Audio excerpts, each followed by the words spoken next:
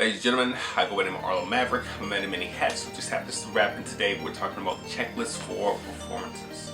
As an independent artist, a lot of times when you go to do your performances, there are so many things that are going on that can completely take your mind in different directions. And sometimes it's good to have a checklist just to actually make sure you don't forget the small little things that are very important, but sometimes those small little things get overlooked by your load-in, sometimes it gets overlooked by connecting with fans, sometimes it gets overlooked by performing, so on and so forth. So today I just wanted to look at certain things you may want to look at when it comes to creating a checklist for any performances that you do. Now, as artists, one of the biggest mistakes we could often make is the fact that we are so focused on the art that we forget about the commerce side of it. Now, if you are a performing artist and have songs that you are recording and releasing to the public, then make sure that you fill out your SOCAN notification of live performance forms prior to the show and complete them once the show is done. Now, basically what it is that is just a sheet that lists off all the songs you performed, what venue was performed at, what day it was performed at, and make sure you get a copy of the flyer or the poster for the event so you can actually mail that in to SOCAN and get paid for your show.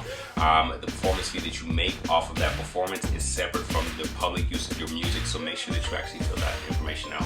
A common mistake a lot of artists make when it comes to performing is not printing off their set list. Yes, you know your songs, but at the same time though, what is the sequence of the songs you're performing, and are there any surprises that are going to be going on during the show? Sometimes as an artist, you'll be up on stage, you'll have all these things you're trying to worry about, you're trying to connect with the fans, you're trying to remember, okay, what am I supposed to do there? We just made a change at the last rehearsal to this, and so on and so forth. So one of the best things for you to do as an artist to not forget what song you're performing and what sequence you're performing them in is to print off a set list and just have them on stage. Give them to your music director, give them to all the musicians who are up on stage, and right beside your monitor, just on the floor, just put it there so you can always just quickly take a glance down and see what songs are coming up next. Once again, touching on the aspect of commerce, have you found someone to actually work your merch table while you're performing on stage? If this is a situation where your merch table has to be down during your performance, or you're not able to have someone who actually knows your stuff and is familiar with your music work your merch while you're up on stage, then you can lose out on a lot of sales. So it's important for you to actually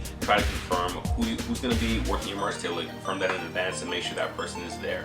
A small little thing that can often get overlooked is the finalizing of your guest list and also the sending of your guest list to the venue owner, the promoter, whomever it may be that you're supposed to send it to at that particular location. It's important that you make sure you get this off, because at the end of the day, you don't want a fan, you don't want an industry person, you don't want whomever you put on the guest list to show up to the venue and all of a sudden their name is not on there or there's no guest list for you, because that makes you look unprofessional and also makes the person who is on your guest list feel that they are not appreciated. In closing, if you found yourself to be more informed by the end of this vlog, then please click the like button below as well too. Don't forget to comment and share any of your ideas in regards to what should be added to a performance checklist so that we can actually have more ideas contributed to the conversation.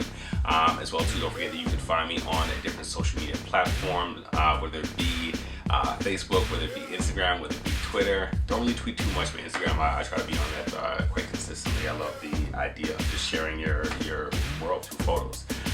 As well too, don't forget to subscribe to the channel, which is at youtube.com/Arlo Maverick. I drop videos every Wednesday, so hopefully people are making use of this information as I present it to them. And if you have any suggestions in regards to any vlogs you'd like to see me do, definitely hit me up. Yeah, I guess until the next episode, ladies and gentlemen, peace.